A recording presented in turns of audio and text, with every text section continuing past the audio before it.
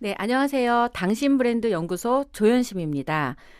오늘은 특별한 손님과 함께하는 시간이죠. 대한민국 최고에게 퍼스널 브랜드를 묻다.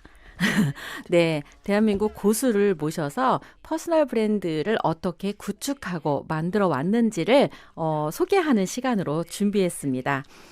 퍼스널 브랜드 하면 요즘 이분을 빼놓고는 이야기하기가 어렵죠. 젊은 이 대학생들이나 직장인 신입뿐만 아니라 개인적으로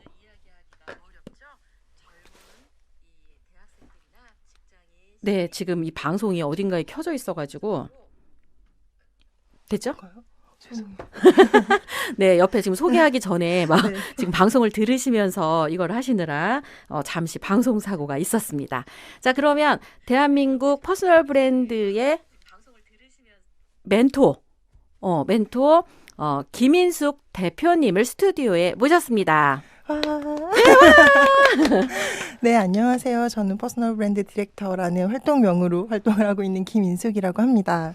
네, 네. 저희 지금 여기가 홍대 네이버 파트너 스퀘어거든요. 그래갖고 여기 오시고 나서 대표님의 목표가 또 바뀌었다는 이야기를 잠깐 제가 들었습니다. 어떠세요, 대표님? 제가 여기에 꼭 입성을 하고 싶다라는 생각이 있어서요. 네이버 파트너가 되려면 또 오디오 클립 구독자가 1000명이 되어야 한다고 하더라고요. 그래서 제가 빠른 시일 내에 오디오 클립을 또 시작을 하고 1000명을 만들어야겠다라는 생각을 또 하게 됐습니다.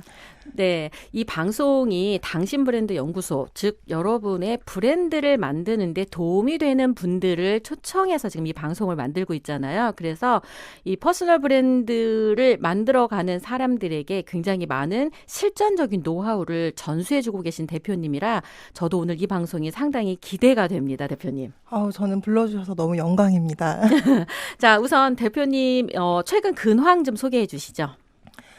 일단 저는 지금 원래 재택근무를 많이 하는 편이긴 했는데 지금 코로나 때문에 더 재택근무량이 늘었고요. 외부에 나가서 하는 강의가 제가 화상 강의로 거의 대체가 돼서 집에서 화상으로 강의하고 뭐 유튜브 콘텐츠 만들고 그리고 글도 쓰고 이런 식으로 집에서 계속 창작 활동을 주로 하고 있습니다. 요즘에 제가 눈에 띄는 것 중에 하나가 뭐 해 먹고 살지? 네. 네, 이 유튜브 채널이 굉장한 인기 속에서 지금 많은 사람들의 사랑을 받고 있는 걸로 알고 있거든요. 어떤 채널인가요? 원래는 제가 퍼스널 브랜딩을 주제로 이제 다양하게 이제 취업이나 창업 관련된 이야기를 다루려고 했는데 이제 제가 아무래도 마케팅 쪽으로 일을 오래 하다 보니까 마케팅 브랜딩 쪽으로 조금 더 포커스가 옮겨지긴 했어요. 근데 제가 어찌됐건 사람들이 자기가 좋아하는 일을 자기가 원하는 방식대로 살 수 있게끔 도와주면 좋겠다라는 비전을 가지고 있어서 그 주제로 마케팅, 브랜딩, 자기계발 관련된 컨텐츠를 주로 다루고 있습니다. 그 노하우를 그냥 앞단에서 빼고 시작하도록 할까 해요. 얼마 전에 10,000명을 네네. 구독자 10,000명을 돌파했다고 라이브 축하 방송을 하는 거를 제가 본 적이 너무 있습니다. 부끄러운데요? 그래서 이제 막 시작하려고 하는 삐약삐약 우리 병아리 유튜버들에게 어떻게 하면 10,000명까지 구독자 수를 올릴 수 있는지 본인만의 시크릿 노하우 좀 소개하시죠. 시크릿이라고 물어보셨는데 제가 이런 말을 하면 실망하실 수도 있을 것 같은데 저는 처음에 유튜브를 시작했을 때 일주일에 2개씩 1년을 꼭 해야 된다라는 대도서관님의 책에 있는 멘트를 굉장히 인상 깊게 여기고 들어갔어요. 근데 저는 일주일에 2개가 쉽지가 않더라고요. 이게 전업 유튜버가 아니다 보니까. 그래서 1년 동안 일단 꾸준히 하자는 목표가 있었고 일주일에 2개를 못 올리니까 이게 2배가 걸릴 수도 있겠다라는 나름의 생각을 가지고 들어갔거든요. 그래서 지금 2년이 조금 안 됐어요. 그러니까 저는 사실은 되게 단기간에 큰 게 아니고 정말 꾸준히 일주일에 하나를 놓치지 않고 올렸기 때문에 여기까지 온 거라서 상당수의 유튜버들을 보시면 빠르게 10,000명이 돼도 그만두시는 분들이 되게 많아요. 그래서 일단 내가 1만 명을 꼭 가고 싶다라고 생각을 하신다면 그 목표가 될 때까지 사실 버티시면 충분히 누구나 할 수 있는 숫자라고 저는 생각을 하고요. 한 가지 더 추가로 말씀을 드리자면 저는 이제 마케터이기도 하고 SNS 채널을 오래 운영을 해서 그런지 통계를 보는데 굉장히 익숙해요. 그래서 수치를 항상 분석을 하고 사람들의 반응을 분석해서 좀 제가 더 시도할 수 있는 컨텐츠들을 좀 다양하게 계속 시도를 했거든요. 물론 그 과정에서 시행착오를 더 오래 하기도 했지만 통계를 계속 보고 분석을 하는 것도 정말 중요한 방법인 것 같습니다. 왠지 이 방송을 들으시면 지금 현재 유튜브를 하면서 한 땀 한 땀 가시는 분들에게 힘이 될 것 같은 이야기인 것 같아요. 어느 날 뚝딱이 아니라 근 2년을 네, 진짜. 이렇게 해오시다가 지금 10,000명이 넘은 거지 시작하면서 바로 10,000명이 넘은 게 아니라는 그 이야기 때문에 이게 지금 현재 하고 있는데 그냥 내가 10,000명 될 때까지 하면 되는구나. 이 마음으로 하면 되신답니다. 맞죠? 네, 맞습니다. 저는 유튜브만큼은 좀 빠르게 키워보고 싶었는데 얘도 역시나 천천히 크더라고요. 네, 대기만성이어도 상관없다라는 이야기를 좀 들려주셔서 조금 희망이 되는 것 같아요. 자, 그럼 이제 저희 이 조현심의 브랜드쇼는 어떻게 이루어졌는지 먼저 조금 소개를 하고 그 질문에 입각해서 좀 질문을 드려보도록 하겠습니다.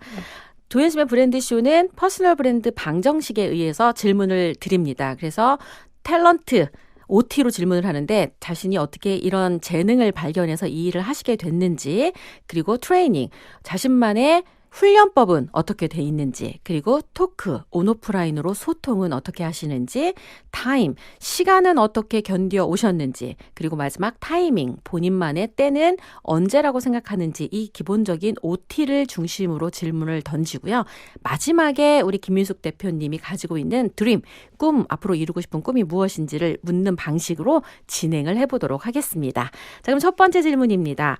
지금 이 퍼스널 브랜딩이 지금 막 사실은 굉장히 핫하게 뜨고 있잖아요. 그렇죠. 그래서 사람들이 이제 막 이걸 직업으로 만들어 보겠다고 시작하는 분들이 꽤 많으신데 어떻게 이런 분야를 하시게 되셨는지, 그리고 이 분야의 재능은 어떻게 발견하시게 되셨는지를 소개를 좀 해주시면 좋을 것 같아요. 저는 이 퍼스널 브랜딩 분야를 알게 된 거는 이제 9년, 2011년 정도였던 걸로 기억을 하는데요. 제가 만약에 그냥 학교를 평탄하게 다니고 일반적으로 스펙을 쌓았다면 아마 이 분야를 만나지 못했을 것 같아요. 근데 저는 대학교 다닐 때 진로에 대한 고민도 워낙 많았고 학교를 휴학을 또 오래 한 상태에서 다시 이제 뒤늦게 복학을 했는데 뭔가 저랑 열심히 같이 공부했던 친구들은 이미 대기업에 가고 회계사가 되고 저만 뒤처진 것 같다는 생각을 굉장히 많이 했어요. 그래서 이들처럼 다시 제가 뛰기에는 토익 준비를 다시 해야 되고 공모전을 다시 준비해야 되는데 이미 늦가기 대학생이 돼서 이게 과연 나한테 맞는 방법일까? 이런 생각을 하던 찰나에 이제 저는 자료를 굉장히 많이 찾아보는 편인데 당시에 이제 블로그를 사람들이 하는 걸 되게 열심히 봤고 그중에 뭔가 스펙이 없어도 그리고 뭔가 자기만의 스토리가 있으면 누구나 잘 될 수 있다. 약간 그런 메시지가 한참 유행하던 때여서 나도 뭔가를 해볼 수 있지 않을까라는 희망을 가졌던 것 같아요. 이제 그러다가 이제 학교를 복학을 해서 마케팅 공부를 하는데 일단 한 분야의 전문가가 되기 위해서 내가 뭐라도 전문 분야를 찾아야 되니까 열심히 공부하던 와중에 이게 내가 이왕 마케팅을 할 거라면 좀 더 잘할 수 있는 분야를 해야 되는데 라는 생각에서 이제 좁히고 하다가 저는 원래 패션 분야 마케팅 하고 싶었거든요. 그래서 옷가게에서도 제가 6개월 정도 매니저 일도 해보고 쉬는 그 휴학 기간에 전라도 순천이었는데 전국에서 매장 매출 4위를 찍기도 했었어요. 3개월 만에. 와. 그러니까 성과도 되게 많이 냈는데 이거를 업으로 삼을 정도로 제가 매력적인지 모르겠더라고요. 나중에 이제 마케팅도 해봤지만 패션 쪽도 내가 그렇게 원했지만 아닌 것 같고 그럼 뭐가 있을까를 고민하다 보니 저는 사람들이랑 대화하는 걸 너무 좋아하고 사람들의 강점이나 이 사람의 특징 이런 걸 되게 잘 파악하는 편인 것 같더라고요. 그리고 그런 거 있잖아요. 이 사람 만나면 너무 좋고 정말 대단한 사람인데 자기 PR을 잘 못해서 막 돈도 잘 못 버시고 너무 힘들어하시는 분들이 있고 반면에 저 사람은 실력은 별로 아닌 것 같은데 너무 잘 나가시는 분들을 보면서 그냥 괴리감도 느끼고 안타깝다는 생각을 많이 했어요. 그래서 저는 마케팅을 좀 할 줄 아니까 이런 분들을 좀 도와주면 좋겠다라는 차원과 이 분야는 좀 미지의 영역이니까 오히려 내가 친구들하고 경쟁해서 비슷한 데로 가는 게 아니고 내가 개척해서 뭔가 선두주자가 될 수 있지 않을까라는 생각을 해서 일찍 이 분야에 좀 뛰어들게 됐습니다. 사실 9년 전이라고 하면 분야라고 말할 것도 없는 때였던 것 같아요. 맞아요. 저는 원래 퍼스널 마케팅을 처음에는 알았었고요. 외국 자료를 막 검색하다가 이걸 퍼스널 브랜딩이라고 하는구나 라고 해서 뒤늦게 브랜딩 공부를 다시 하고 이제 접목을 시키는 과정을 계속 겪었었어요. 그러니까 제가 지금 이 분야에 들어온 지가 거의 한 11년, 12년 정도 된 것 같아요. 네네. 근데 개념이 없었어요. 이게 퍼스널 맞아요. 브랜드인지 그냥 블로그 하면 되는 거라고 맞아요. 생각하면서 했던 시절부터 지금 계속 이렇게 이 업데이트하면서 여기까지 온 것 같거든요. 이제 그럼 지금 현재 있는 사람들에게는 그 10년 전에 비해서는 정보도 훨씬 더 많아지고 그쵸. 할 수 있는 방법도 많아지고 근데 이게 더 오히려 선택하는데 더 어려움이 있을 것 같다는 생각이 드는데 어떠실까요, 대표님?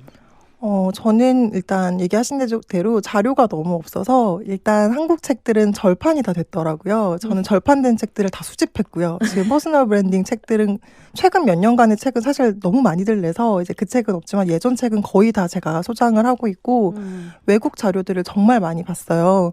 그래서 제가 그때 또 고민이었던 게 누구는 퍼스널 브랜딩이라고 하고 누구는 개인 브랜딩이라고 하고 누구는 휴먼 브랜딩이라고 하고 이 용어 정립조차 제대로 안 되어 있어서 맞아요. 저는 이제 네이버 검색량을 또 확인을 해서 정말 몇 명 안 되는 검색량이지만 퍼스널 브랜딩이라는 단어가 그나마 우위에 있고 외국에서 많이 쓰는 원어를 그냥 쓰자라고 해서 제 나름대로는 좀 정립을 하면서 일을 했거든요. 그래서 사실 너무 뿌듯하면서도 개인적으로 조금 아쉽다라고 생각하는 게 저는 이 분야가 언젠가 뜨게 된다면 그 전에 내가 이 분야를 잘 정립해서 내가 약간 이 분야의 이론을 만든 사람 같은 느낌이 되고 싶었어요.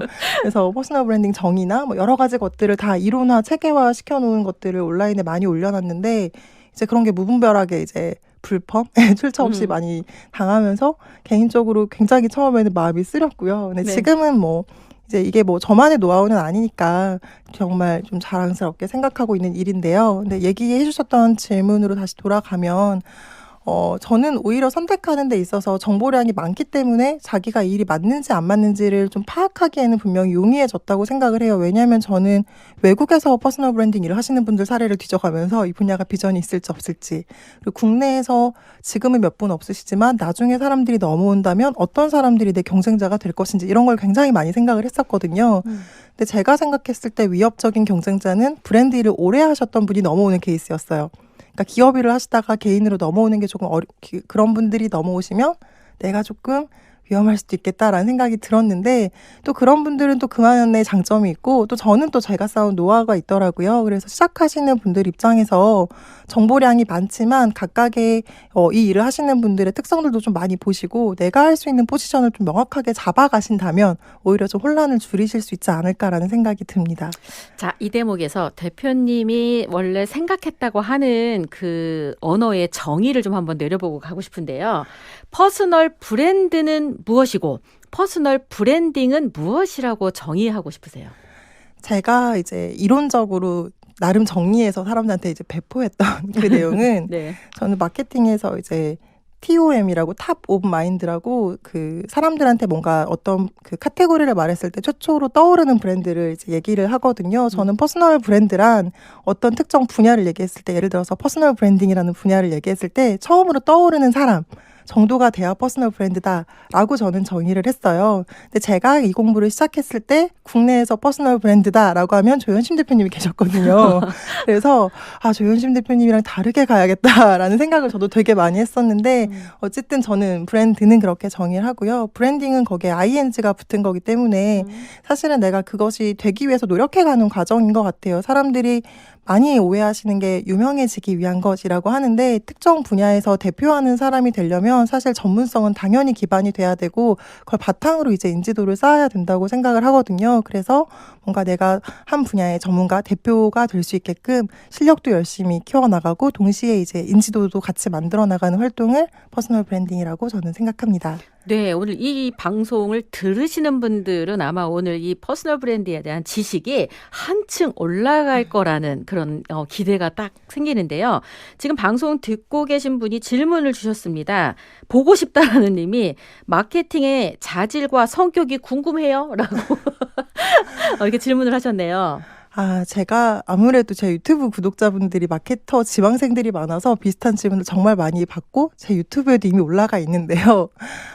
사실 제가 어떤 특정 직업의 자질을 얘기하는 거는 좀 옳지 않다고 생각해요. 제가 최근에 또 강점에 대해서 또 좀 깊게 공부를 했는데 어떤 특정한 목표를 이루는 데 있어서 사람이 가지고 있는 강점은 되게 다양하게 활용될 수 있더라고요. 그래서 제가 마케팅을 하는 데 있어서 활용한 저의 강점은 이렇게 커뮤니케이션 하는 능력, 사람들과 대화를 하고 뭐 조율을 하는 능력이랑 그리고 저는 데이터를 정말 많이 쌓는 편이에요. 이거를 이제 강점 테마 중에 수집이라고도 하는데 무수히 많은 정보를 보다 보니까 이제 응용을 하거나 뭐 벤치마킹 하는데 굉장히 강점이 있어요. 그래서 저는 창의적이진 않지만 뭔가 솔루션을 제공할 때 다양한 사례를 바탕으로 커뮤니케이션을 설득을 하는 게 저의 강점이거든요. 근데 반면에 다른 마케터 분들 중에 보면 굉장히 분석적이신 분들도 있고요. 아니면 굉장히 정말 크리에이티브한 창의적인 분들도 있어서 저는 특정한 자질이라기보다 내가 가지고 있는 어떠한 성향이건 마케터를 하고 싶으시다면 그걸 어떻게 활용할 수 있을까를 고민하시는 게 조금 더 맞는 방법인 것 같습니다. 네. 조금은 도움이 되셨을 것 같다는 생각이 들면서 제가 또 한 분야를 오래 하면서 이렇게 이 질문을 이렇게 들으면 이제 답변하시는 걸 들으면 또다시 질문이 생기는 네. 아주 몹쓸 버릇이 있는데 사실 대부분의 분들이 퍼스널 브랜딩을 하면 자기가 잘하는 걸 이게 그냥 그 좋아하는 걸 잘하는 정도 수준에서 하고 이게 브랜드라고 어필하는 경우가 되게 많거든요. 근데 저는 제가 성공하는 이 브랜드를 매니지먼트를 하면서 알게 된 건 이 브랜딩의 베이스에 마케팅이 없으면 결국은 잘 팔리게 하지 못하면 이게 성공한다고 볼 수가 없거든요. 그래서 이 브랜드와 마케팅이 굉장히 밀접하게 연결이 되어 있어요. 그래서 대표님이 기존에 했던 마케팅의 역량과 지식이 지금 분명 퍼스널 브랜딩을 만들어가는데 어떤 이 베이스가 되지 않았나 이런 생각이 들거든요. 대표님 생각은 네. 어떠십니까? 저는 마케팅이랑 브랜딩은 사실은 이게 또 이론적으로 얘기하자면 너무 복잡하지만 브랜딩의 큰 범주 안에 마케팅을 설명할 수도 있고 마케팅의 범주 안에 브랜딩을 설명할 수도 있거든요. 근데 저는 이제 브랜딩이라는 거는 결국에 이름을 붙이는 작업이기 때문에 이름을 붙인 다음에 결국에는 팔리는 것까지는 안 가더라도 세상과 소통하는 거, 브랜드 커뮤니케이션 단계까지 가줘야 되고 그 다음에 실질적으로 수익을 내는 게 이제 뭐 마케팅 매출에서 해줄 수 있는 영역인 것 같은데 브랜드 커뮤니케이션 역할이 예전에는 이제 4대 매체, 이제 뭐 TV라든지 라디오가 하던 역할을 SNS가 대체할 수 있게 되면서 이제 누구나 이제 사실 퍼스널 브랜딩을 할 수 있는 시대가 되었다고 생각을 해요. 그래서 저는 마케팅 전략도 전략이지만 SNS를 좀 두루두루 다룰 수 있고 그리고 저는 이거를 사실 너무 좋아해요. 그러니까 SNS에 글을 쓰고 뭔가를 보는 걸 너무 좋아하다 보니까 자연스럽게 제가 하고 싶은 말을 많이 쓰게 됐고 제가 많이 쓰다 보니까 사실 더 실력도 늘게 됐고 어떤 글을 썼을 때 사람들이 날 좀 더 좋아하는구나. 이런 글을 쓰면 사람들이 나를 조금 더 긍정적으로 평가해 주는구나. 이게 데이터가 점점 쌓이면서 저는 여기까지 온 것 같거든요. 그래서 마케팅 전략까지 사실 알게 되면 너무 더 좋겠지만 그렇지 않더라도 기본적으로 내가 가지고 있는 생각과 메시지를 사람들께 전달하는 정도의 역할만 충분히 수행을 하셔도 마케팅을 좀 못하는 걸 좀 보완할 수 있지 않을까라는 생각이 들고요. 팔리는 것까지는 좀 힘들다면 이런 전문 매니지먼트나 좀 그런 것들을 잘하시는 분들이 있는 것 같아요. 그런 분들의 조언을 받는 것도 저는 방법이지 않을까 생각을 합니다. 자, 그러면 두 번째 질문으로 넘어가면서 여러분이 궁금해하는 것들에 대한 답변을 찾아드릴 예정인데요. 자, 이 분야, 퍼스널 브랜딩 분야에서 지금 그래도 제가 이 기억하기에는 5손가락 안에 들어가시는 것 같아요. 우리 대표님이. 감사합니다. 그렇다고 한다면 내가 이 분야에서 정상으로 이렇게 올라오기까지 거쳐왔던 나만의 훈련법, 퍼스널 브랜딩을 만들어 온 나만의 노하우 이런 것들이 있다면 한 3가지 정도로 정리해서 소개해 주시면 좋을 것 같아요. 3가지는 제가 말하면서 생각을 해보겠습니다. 네, 좋아요. 일단 첫 번째는 저는 사람마다 학습하는 방식이 좀 자기한테 맞는 방식이 있대요. 저는 자료를 보는 게 저한테는 굉장히 중요해요. 그래서 저는 수시로 해외 레퍼런스뿐만 아니라 이 분야에서 활동하시는 분들에 대한 자료도 굉장히 많이 보고요. 그리고 퍼스널 브랜딩이라는 키워드를 가지고 있지 않더라도 자기만의 색을 가지고 멋있게 활동하는 분들 있잖아요. 그런 분들을 정말 모니터링을 많이 합니다. 근데 이게 단기적으로 한번 싹 분석하고 끝나는 게 아니고 SNS의 장점이 팔로우를 하면 계속 볼 수 있잖아요. 그래서 어떤 분들은 제가 진짜 10년간 거의 지켜본 분도 있어요. 실제로 본 적도 없지만. 그래서 이분들은 이런 상황에서 이렇게 하셔서 더 잘 됐구나. 보니까 이런 분은 정말 잘 될 것 같았는데 이 부분에서 좀 주춤하시는구나, 이런 것들을 저 혼자 나름대로 계속 데이터를 쌓고 있어요. 예를 들어 주식으로 치면 모의 투자 같은 느낌으로. 그래서 좋은 말로 하면 약간 선의의 스토커? 네, 제가 그래서 원래 대학교 때 닉네임이 꿈 스토커였어요. 아, 이렇게 또 연결이 되네요. 네. 네, 그게 좀 너무 이제 나이가 들면서 쓰기엔 너무 부끄러워서 이제 잘 쓰진 않지만, 뭔가 사람들을 그냥 일로 분석하는 게 아니라 호감이 좀 많이 가면 자연스럽게 계속 관심을 많이 갖는 편이고요. 그걸 보기만 하는 게 아니라 이 사람의 잘 된 것과 잘 되지 않는 이유를 좀 분석했던 게 저한테는 가장 사실 주요했던 노하우인 것 같고요. 두 번째는 그것을 저는 사람들한테 전달하는 일을 하다 보니까 이것을 체계화하는 시간이 좀 많이 필요했어요. 이게 만약에 일로만 했다면 저는 정리를 못했을 것 같은데, 저는 원래 강의하는 일을 하고 싶었기 때문에 사람들한테 강의하기 위해서 뭔가 경험을 하고 공부를 하면 빠르게 이제 강의 안으로 정리를 하면서 추가적인 공부를 하고, 또 단어로 정리하다 보면 사실 생각이 굉장히 많이 명확해져야 되더라고요. 그래서 저는 한 달에 한 번씩 공개 특강을 했습니다. 그러니까 특강을 매번 하기 위해서 공부를 했고, 그리고 지난달과 이번 달에 절대 같은 강의안을 갖고 하지 않겠다가 제 나름의 노하우 원칙이었어요. 그래서 한 장이라도 내용을 바꾸기 위해서 굉장히 많이 이제 시도를 했고, 그 내용이 계속 업그레이드가 되면서 몇 년 동안 그 하나의 주제가 정말 많이 바뀌었어요. 그래서 제 나름의 노하우가 좀 차곡차곡 응축되었다고 생각을 하고요. 이제 마지막 세 번째는, 저는 퍼스널 브랜딩 전문가는 퍼스널 브랜딩이 자기가 된 게 중요한 게 아니고 남을 해줄 수 있는 사람이어야 된다고 생각을 했어요. 그래서 해주려면 이제 누군가가 저를 신뢰해야 되니까 저를 브랜딩한 것뿐이지, 저는 남을 해주기 위해서 다양한 분들을 만나서 실제로 뭐 나름 테스트 같은 걸 좀 해야 된다고 생각을 했고요. 그래서 교육을 진행을 했죠. 교육은 사실은 그냥 되게 소규모로 굉장히 밀도 있게 길게 진행을 했는데, 그 이유가 그분들의 성장을 돕고 싶은 것도 있지만 이분들이 나의 솔루션과 방향으로 어떻게 성장하는지를 저도 계속 봐야 저도 실력이 는다라고 생각을 했거든요.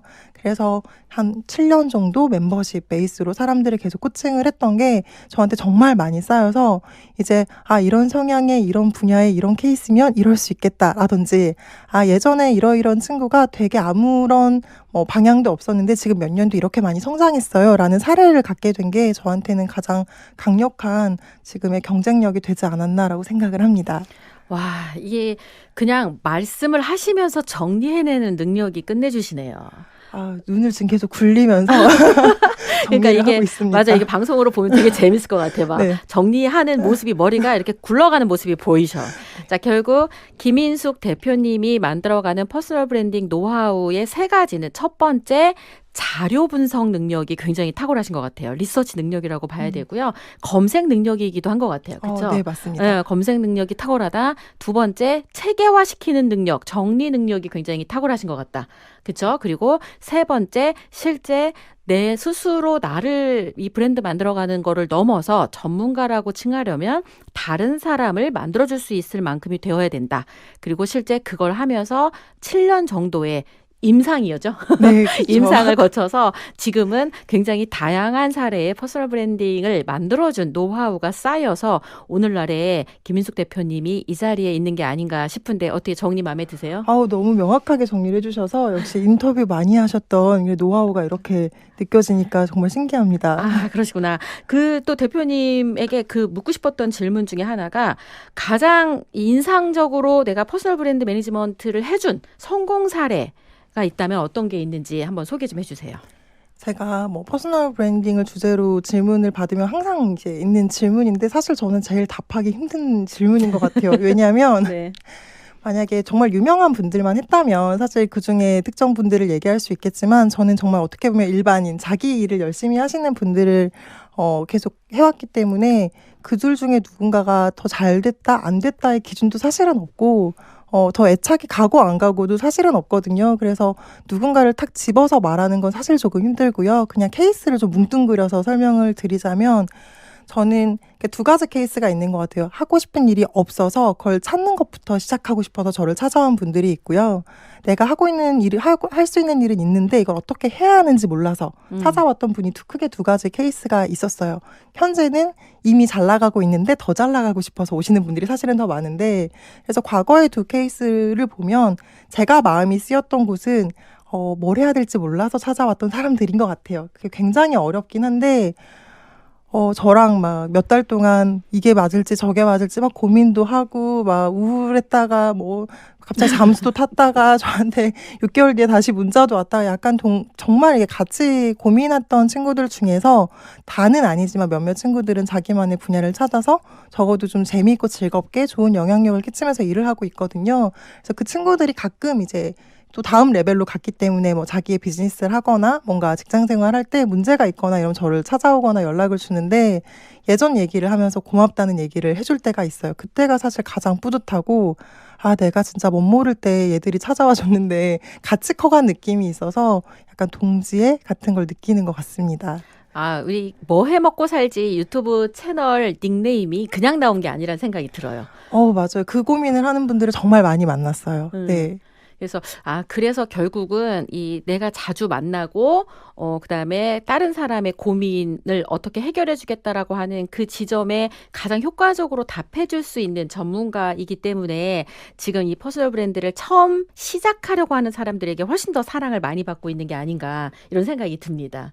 맞습니다. 저 시작이란 키워드가 저한테 되게 중요한 것 같았고 저는 계기를 만들어주는 사람이면 좋겠다라는 생각을 많이 했었어요. 네. 맞아요. 그래서 사실 그 대학생이라든지 사회 초년생 그리고 이 직장을 다니다가도 다시 무언가를 새로 시작하려고 하는 그 시작 단계에 있는 사람들에게는 김윤숙 대표님이 이 가이드해주는 퍼스널 브랜드 노하우가 굉장히 큰 힘이 될 것 같다는 생각이 들어요. 방법뿐만 아니라 열심히 응원과 지지를 해드립니다. 저도 뭔가를 다시 시작하면서 응원을 받아볼까요? 제가 열심히 응원해 드릴 수 있습니다. 네. 좋습니다. 여기 또 이 백우수님이 질문을 주셨어요. 개인적으로 좋아하는 브랜드 3개가 있다면? 이렇게 질문하는데 브랜드라 하면 그냥 일반 상품 기업 브랜드를 다 총망라하는 거겠죠? 저는 사실 기업 브랜드에 사실 크게 관심이 없어서요. 뭔가를 수집하지 않아요. 이게 저도 너무 아이러니한데, 그럼에도 불구하고 조금 좋아하는 브랜드가 이제 굳이 있다면, 저는 약간 집에서 무언가를 살 때 특정 브랜드를 막 몰아서 사거나 이러진 않거든요. 그런데 전자기기를 좋아하다 보니까 아무래도, 계속 이제, 저는 애플 덕후? 이런 건 아니어서, 저는 이제 그 안드로이드 생태계에 있는 이런 제품들만을 선호하고 그거 말고는 또 뭐가 있을까요? 제가 브랜드를 딱히 진짜 좋아하는 게 없어서. 그럼 사람 브랜드를 더 중요하게 좋아하시는 것 같아요. 네, 어떤 제품보다는. 네, 맞아요. 저 비슷한 질문 예전에 브랜드 모임에서 받았을 때도 저 사람밖에 안 좋아해서 브랜드가 없어요라고 말을 했었는데 굳이 얘기하라면 저는 책을 되게 좋아해서요. 책 중에서 책도 브랜드가 될 수 있다고 생각하거든요. 사실 출판 쪽에서 출판사가 브랜딩하는 게 가장 어렵다고 하는데 제가 좋아하는 출판사가 있어요. 이제 브랜드 책을 많이 내시는 이제 북스톤이라는 출판사가 있는데 그 출판사 책은 제가 되게 믿고 보게 되더라고요. 그래서 뭔가 충성 고객 같은 느낌의 이제 출판사가 한 군데 있고 그러다 보니까 자연스럽게 책 소개할 때 그 책을 많이 소개하게 되더라고요, 제가. 그래서 출판사 정도 말고는 나머지는 거의 사람밖에 없는 것 같습니다. 북스톤에서 뭐 이렇게 돈 받고 하는 마케터는 아니신 거죠? 저는 저한테 제휴하자고 하셨으면 좋겠는데 가끔씩 사실은 제가 이 책 너무 읽고 싶어요라고 하면 한 권씩 보내주시긴 하세요. 제가 왜냐하면 저는 어떤 브랜드랑 가까워지는 방법이 엄청난 팬질 덕후가 되는 거라고 생각해요. 저는 사람이랑 친해질 때도 마찬가지고 좋아하는 스승님들을 찾아갔을 때에도 정말 열렬한 팬 활동을 했거든요. 그래서 그 출판사가 처음에 생겼을 때부터 제가 너무 좋아하는 라인업의 책이 많이 나와서 그때마다 이제 댓글로 이번 책 너무 좋은 것 같아요. 또 좋은 책 내주셔서 감사합니다. 이런 걸 되게 많이 했더니 자연스럽게 이제 저를 알게 되신 거고요. 다른 브랜드 중에서도 뭔가 제가 마음에 들거나 혹은 사람 중에서도 누구랑 친해지고 싶다고 하면 저는 굉장히 적극적으로 제 마음을 표현을 하는 편입니다. 그러시구나. 네. 또 생각지 않았던 이 느낌으로 와닿는데 사실 온라인으로만 제가 대표님을 봤을 때는 굉장히 아담하고 네. 귀엽고 여성 할 것처럼 생각이 되는데 오늘 여기 네이버 스퀘어에서 처음 봤는데 일어서셨는데 제가 이렇게 올려다 봤어요. 그래서 저는 제가 훨씬 더 등치도 크고 막 이렇게 제가 나이가 많으니까 이럴 거라고 생각했는데 완전 언니 같아.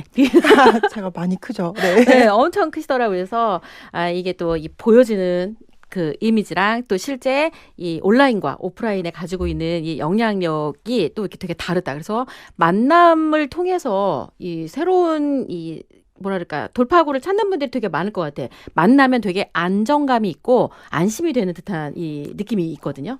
감사합니다. 안정감이란 단어 제가 너무 좋아하는데 정말 키워드를 잘 뽑아내시네요. 시작이라는 단어도 좋아하시고 네. 안정감이라는 단어도 좋아하시고. 네. 저는 그 안정감이라는 단어가 사람과의 관계에서 정말 중요하다고 생각을 해요. 이 사람을 만났을 때 안정감이 있으면 지금 당장 방향성이 조금 불투명하더라도 뭔가 해볼 수 있는 여지가 생기는데 뭔가 달리고 있더라도 불안함을 주는 사람들이 있더라고요. 그래서 저한테 약간 나무 같다는 얘기를 종종 이제 사람들이 해주시는데 뭐 키가 커서 그럴 수도 있고요.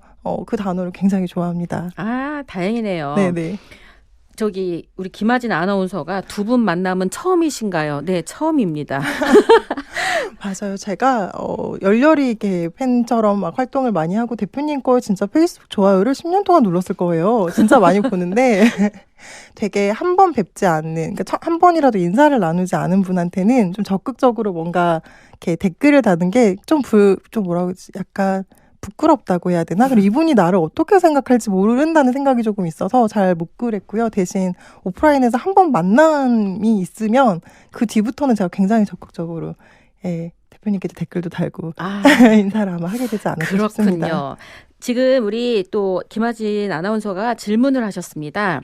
소셜 퍼포먼스 능력이 중요하다는 생각이 드는데 이제 두 분의 이야기를 들으면 저희 이야기를 들으면 더 많이 든대요. 그래서 디지털 플랫폼을 잘 활용할 수 있는 방법을 좀 알려달라고 하시네요.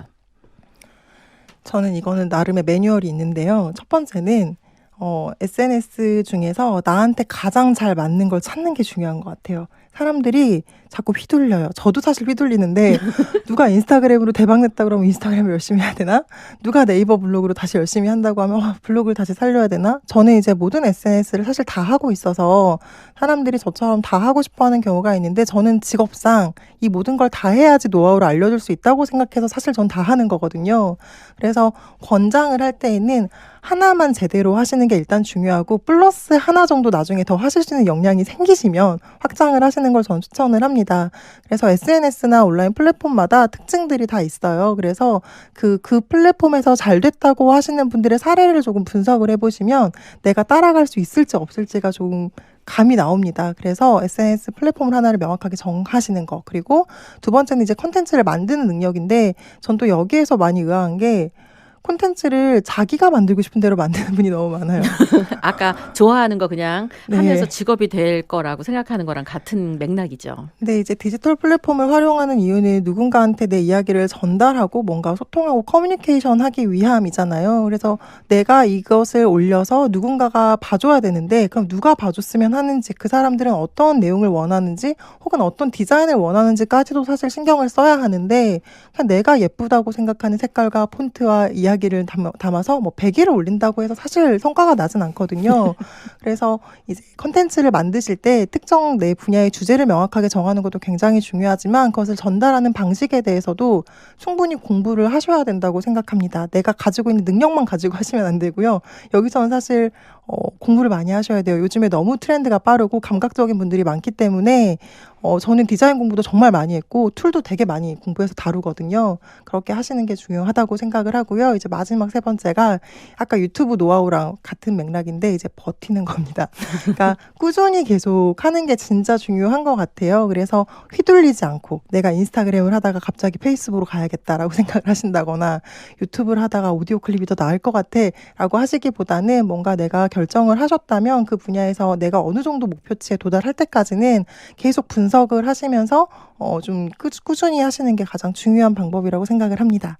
네, 제가 이 어제 밤하고 오늘 새벽까지 기획한 거 중에 이런 이야기가 하나 있습니다. 우리 보통 인플루언서 얘기 되게 많이 하잖아요. 근데 네. 메가급 인플루언서, 아까 말씀하셨던 대도서관 같은 분들, 100만 명 이상의 구독자를 갖고 있는 분들을 메가급의 인플루언서라고 이야기를 하는데 사실 요즘 트렌드는 메가가 아니라 그냥 마이크로 한 1,000명에서 수천 명 정도의 팔로우만 있어도 본인이 하고 싶은 일을 하는 데는 지장이 없다고 합니다. 그래서 마이크로 인플루언서를 목표로 자신의 분야에 그냥 1,000명 넘을 때까지 쭉 하는 거. 맞아요. 그러다 맞아요. 보면 10,000명도 넘고 이렇게 되는 어떤 그런 이 횡재와도 연결될 것 같다는 생각이 드는데 대표님이 해왔던 방식하고 거의 맞는 것 같아요. 네, 저는 마이크로 인플루언서죠. 그래서 저는 사실 유튜브가 가장 열심히 했던 SNS 중에 성과가 가장 잘 난 케이스긴 하고요. 유튜브라는 플랫폼이 저한테 가장 잘 맞는 플랫폼이라고 생각을 해요. 그래서 더 일찍 했다면 좋았겠다라는 생각도 사실은 드는데 여러 가지 이제 두려움이 있어서 못했었거든요. 근데 전에는 보면 10,000명까지 된 케이스가 한 번도 없어요. 그렇게 오래 했는데. 그래도 먹고 사는데 지장도 없었고, 그리고 업계가 그렇게 넓지 않다 보니까 이 분야 안에서만 사실 저를 알아주면 된다고 생각을 했거든요. 그래서 어떤 분야건 저희가 유재석이 될 건 아니니까요. 전 국민이 몰라줘도 내 분야에서만 사람들한테 알려진다면 충분히 하시는 일을 좀 원활하게 하시는데 도움이 큰 문제가 없지 않을까 생각을 합니다. 여기서 사람들이 궁금한 게 그런 것 같아요. 지금 말씀하시는 거에도 제가 계속 유심히 듣는 것 중에 하나가 열심히 하고 다 좋은데 자신의 분야에서 잘하는 거, 분야에서 기억되는 거, 이 분야 하면 그 사람이 떠오르는 거. 이게 퍼스널 브랜딩의 어떤 핵심 목표 같다는 생각이 들거든요. 네, 그쪽 카테고리를 명확하게 하는 게 기업 브랜딩에서도 사실 가장 중요한 전략이거든요. 그래서 사실 저는 사람들이 마케팅으로 저를 기억하는 사람들이 많기도 하고 유튜브에서 페이스북이나 원래 기존에 저를 아는 분들은 퍼스널 브랜딩으로 기억을 하시는데 제가 의도적으로 그 키워드를 사람들 머릿속에 집어넣은 거예요. 이 표현 좋습니다. 네. 네. 그러니까 하는 일이 사실 저는 굉장히 다양하고 어떻게 보면 저는 엔잡러에 가깝고 다양한 흥미를 가지고 있고 그리고 꾸준하게 잘 못하는 성향이거든요. 그리고 사실 퍼스널 브랜딩이라는 그 키워드를 사람들한테 막 알리기 시작했을 때에도 그 일로 돈을 많이 벌지 않았어요. 사실은 뒤에서 마케팅으로 돈 벌고 다른 일로 돈을 벌면서도 나는 퍼스널 브랜딩 분야로 인식되고 싶어라는 생각을 가지고 계속 그렇게 커뮤니케이션을 했거든요. 그래서 내가 뭔가 선점하고 싶은 분야를 좀 잘 정하셔서 그것을 사람들한테 빨리 어필하시는 게 사실은 굉장히 중요한 전략이라고 생각을 하고요. 저는 또 젊은 분들이 저를 많이 만나니까 하는 얘기 중에 이거는 어떻게 생각하실지 저도 궁금한데 저는 나이가 어린 상태에서 무언가를 도전을 했기 때문에 기성세대와 혹은 그리고 이미 경력이 많은 분들과 경쟁을 해야 된다고 생각을 했어요.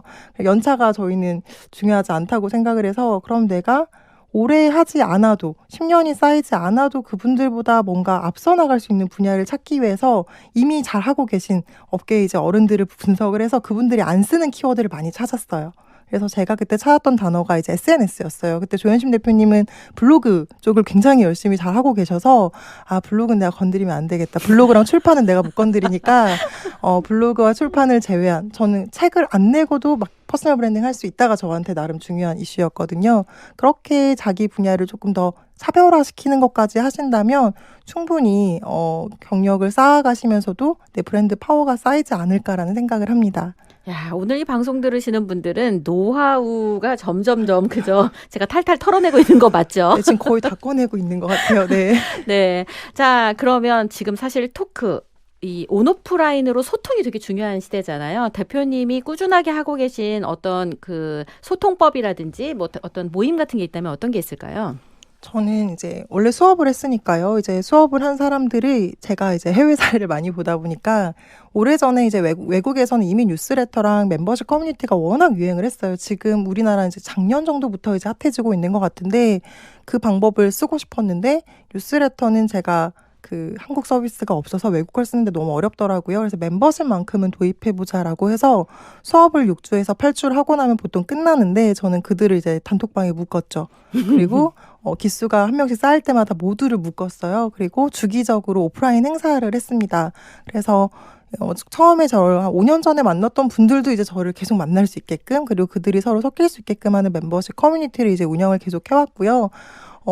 좀 시간이 지나고 사람들이 많이 쌓이면서 여러 가지 고민이 됐어요. 이게 사람들이 시기가 다르고 분야가 다르고 사람이 많아지니까 제가 생각했던 그림대로 진행되지 않더라고요. 서로가 좀 시너지가 났으면 좋겠고 뭔가 더 액티브해졌으면 좋겠는데 그런 걸 컨트롤하는 능력이 저는 좀 없는 것 같아서 이제 그 부분은 작년에 조금 마감을 하고 올해부터 제가 새롭게 시도하고 있는 건 온라인 베이스로 어떻게 커뮤니티를 활성화할 수 있을까였어요.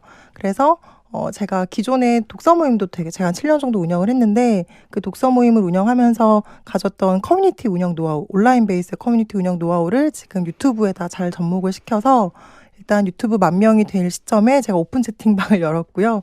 거기에서 사람들 분위기를 보니 이게 조금 더 유익하게 운영할 수 있겠다는 생각이 들어서 카페를 만들었고, 그리고 요즘에 카카오에서 운영하는 프로젝트 100이라는 그 서비스가 있는데, 제가 매일매일 인증하는 거 원래 제일 못해요.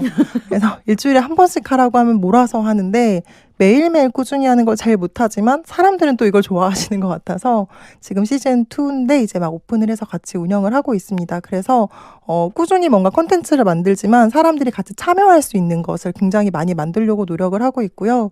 저는 카톡방도 이제 시간이 날 때마다 계속 다 보고 있는데, 제가 답변을 해드릴 수 있는 게 있으면 굉장히 많이 해드리거든요. 그래서 소통을 단순히 유튜브 채널에서만 하는 게 아니라 조금 더 가까운 느낌이 들게 하는 게 저만의 뭐 나름의 노하우일 수도 있고, 저는 사실 그게 너무 즐거워요.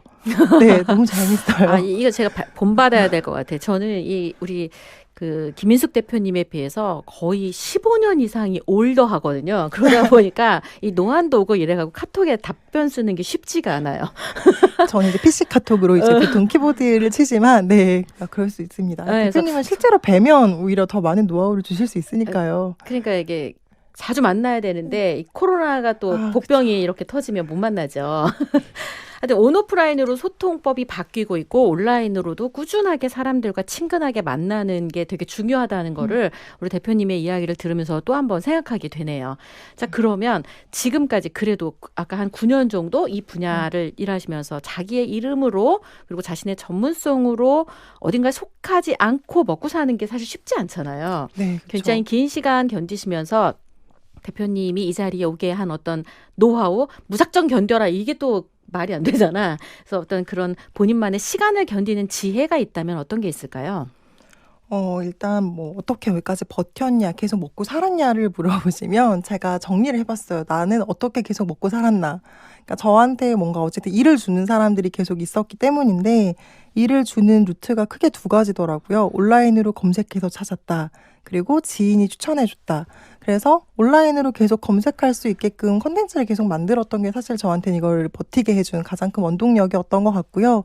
근데 시간이 흐르면 흐를수록 사실 바빠지잖아요, 사람이. 맞아요. 바빠지면 예전만큼 콘텐츠를 만드는 게 사실 쉽지가 않아요. 제가 초창기에는 블로그를 매일 포스팅을 했고 하루에 1-2천 명씩 들어오게 만드는 게 일이 아니었는데, 네이버는 정말 꾸준히 해야 되거든요. 그래서 제가 사실 유튜브에 집중하면서 네이버를 많이 못하니까 검색으로 저를 찾는 빈도가 굉장히 많이 줄어들었어요. 근데 그럼에도 불구하고 일이 늘어나는 걸 보니 예전에 저랑 한 번씩 일을 하셨던 분이거나 아니면 저를 정말 오래전에 지켜보셨던 분이 뭐 갑자기 교육 담당자로 가셨거나 아니면 마케터가 돼서 이 대표님한테 컨설팅을 받고 싶다고 우기거나 이런 식으로 지인들이 자꾸 저를 찾아주는 경우가 많이 생기더라고요. 그래서 이게 사람이 쌓이면 쌓일수록, 왜냐면 온라인 컨텐츠는 기간이 길지 않아요, 수명이. 그래서 어떻게 보면 그 기업에서 계속 광고비를 쓰는 거랑 같은 느낌인 것 같아요. 거기에만 의존을 하면 그건 분명히 큰 노하우긴 하지만 연속적으로 일을 계속하는 데는 좀 어려움이 있는 것 같고요. 오히려 실력으로 그리고 인간적인 뭔가 관계를 잘 맺어서 계속 지인들로 인해서 일을 하게 한 게 저한테는 좀 굉장히 좋았던 노하우인 것 같아요.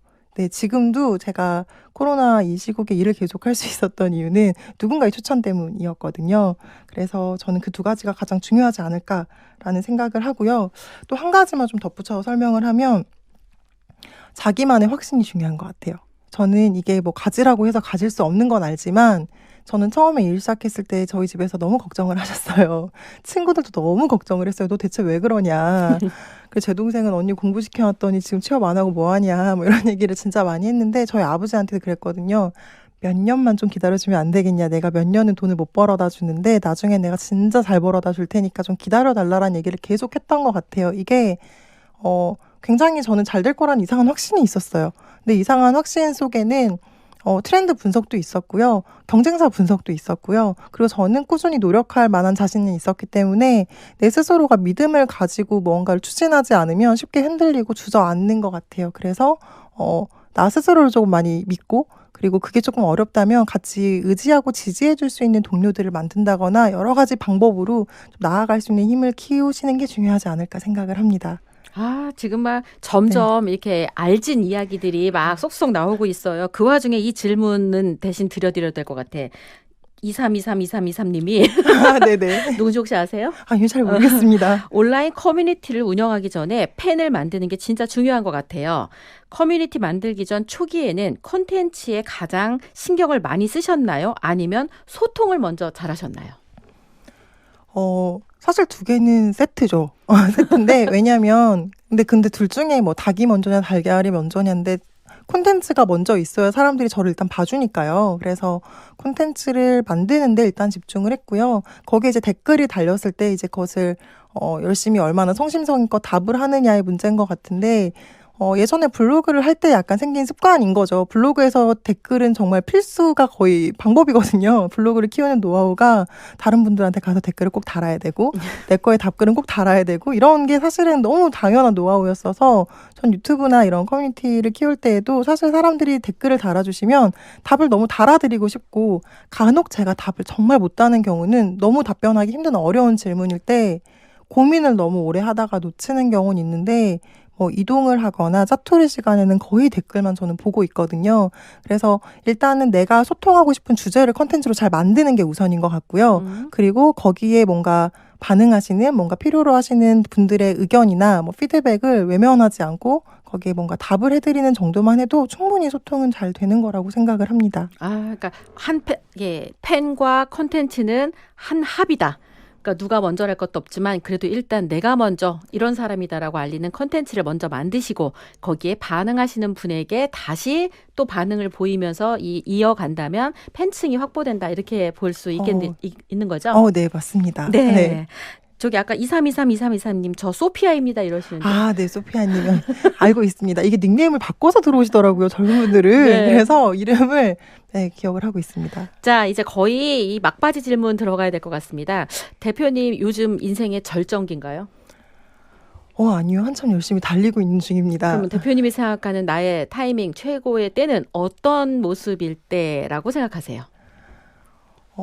원래 제가 처음에 이 일을 꿈꿨을 때는 새바지에 나가는 게 꿈이었었어요, 사실은. 그러니까 뭔가 무대에 서서 사람들한테 뭔가 영향력을 준다기보다 내가 박수 받는 장면을 많이 생각했던 것 같아요. 근데 몇 년이 지나서 여러 가지 일들도 겪고 제 생각이 많이 정리가 되면서 제가 생각하는 최고의 순간은 제가 무언가 도움을 드렸던, 저로 인해서 뭔가 같이 나눴던 분들이랑 굉장히 행복하게 모여있는 장면이 저는 사실 떠올라요. 그래서 앞으로도 사실 이런 일을 충분히 더 만들어졌으면 좋겠지만 과거에도 제가 멤버십 데이라고 비스타 분들이랑 같이 모임을 했을 때 찍은 사진들이 몇 개 있거든요.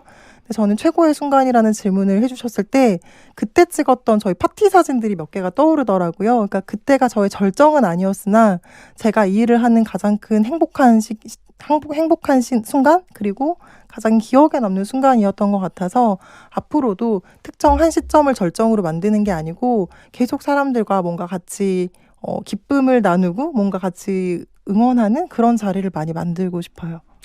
네. 따뜻함이 확 막 모락모락 피어오르고 있습니다. 앞으로 이루고 싶은 꿈이 있다면 이건 나 꼭 이루고 싶다라고 하는 게 있다면 어떤 게 있을까요? 제가 꿈이 없어요, 사실은. 제가 계속 질문하는데 자꾸 한 번씩 이상한 답을 하는 것 같은데 저는 예전에 꿈스토커 이렇게 닉네임을 지었던 이유가 흥미가 진짜 많이 바뀌고요. 그리고 바뀐 흥미를 되게 빠르게 도전하는 편이어서 내가 무슨 일을 할지 예측이 좀 불가능하다 생각을 했어요. 그래서 어떤 일을 하건 내가 좋아하는 일을 계속하면서 살자가 사실 제 인생의 모토고요. 그래서 지금 그냥 하는 방식대로 꾸준히 일을 하지만 여기에서 분야가 사실 조금 달라질 수도 있고 뭔가 제가 하는 일의 형태가 충분히 바뀔 수도 있다는 생각은 하고 있어요. 근데 변하지 않을 것 같은 일은 저는 어쨌든 사람들을 이걸 도와준다고 말하기는 좀 그렇지만 제가 가진 능력과 지식으로 뭔가 전달을 해드리고 그들이 저로 인해서 조금 더 성장하는 것을 보는 게 굉장히 즐거운 것 같아요. 그래서 윤종신 씨가 약간 얇고 길게 살자주의시잖아요. 그분은 자체도 얇고 길다. 네, 저는 이제 크고 길지만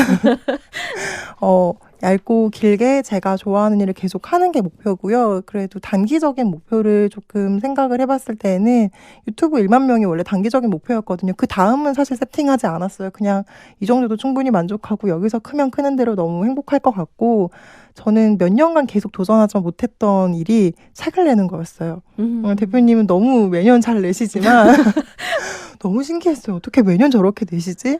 저는 되게 오래전부터 책을 준비도 했었고 출판사랑도 얘기도 여러 번 했었고 막 이러는데도 뭔가 잘 어려운 분야인 것 같아요. 그래서 올해는 꼭 어떤 식으로든 마무리를 좀 짓고 제 이름으로 된 책을 좀 내서 영상이 아니라 좀 글로도 사람들한테 제가 가진 노하우를 전달할 수 있는 기회를 만드는 게 제 단기적인 목표입니다.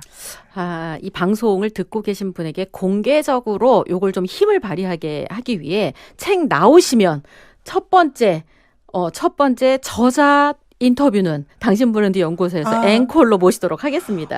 감사합니다. 이미 인터뷰 자리 확보한 네, 거잖아요. 확보한 그쵸? 거예요. 일단 쓰시고 발행만 네. 하시면 될 것 같습니다. 네. 홍보 네. 루트를 하나 만들었네요. 그렇죠. 그때 정도 되면 지금 당신 브랜드 연구소 네이버 오디오 클립이 구독자가 지금 한 1,700명 정도 좀 넘었더라고요. 네네. 아마 책 내실 때쯤 되면은 좀 더 많아지겠죠. 영향력이 좀 더 커지니까 대표님 책 홍보에 조금 더 도움이 되지 않을까 이런 생각이 드는데요. 퍼스널 브랜딩에 관심 있는 분들만 계시기 때문에 훨씬 더 좋을 것 같습니다. 자, 오늘 이 지금 85분 정도가 지금 이 방송을 같이 듣고 계세요. 진짜 많이 듣고 계시네요. 네, 이 시간에 일들을 안 하시고 지금 이 방송을 그리고 신기한 건 방송에 집중하시느라 하트를 안 누르셔갖고 이제 1,000몇 개밖에 안 올라왔어. 여러분 하트를 여러 개 누를 수 있대요, 이게. 그죠. 하트를 여러 번 누르시면서 할 수도 있는데 그래도 오늘 굉장히 집중도 있게 잘 들으셨다는 생각이 드는데 오늘 이 같이 청취해 주신 우리 청취자분들에게 마지막으로 인사 한번 해주시면 좋을 것 같습니다. 진짜 이른 시간인데 다들 일하면서 혹은 공부하시면서 듣고 계실 것 같아요. 제 이야기가 어떤 식으로든 좀 도움이 됐으면 좋겠다라는 생각이 많이 들고요. 그리고 이 자리를 저를 초대해 주신 진짜 10년 전에 제가 나는 브랜드다라는 책을 서점에서 보면 사진을 찍었던 게 있어요. 그 사진을 제가 어떻게든 찾아가지고 보내드릴게요. 그래서 그때 뭔가 이런 일이 있구나, 이런 일을 하시는 분이 있구나라고 생각했던 분이랑 같이 자리할 수 있어서 너무 저는 즐겁고 영광스러운 순간이었습니다. 정말 잘 들어주셔서 감사하고요. 초대해 주신 대표님도 너무 감사합니다. 네, 감사합니다. 네, 대한민국 고수에게 퍼스널 브랜드를 묻다.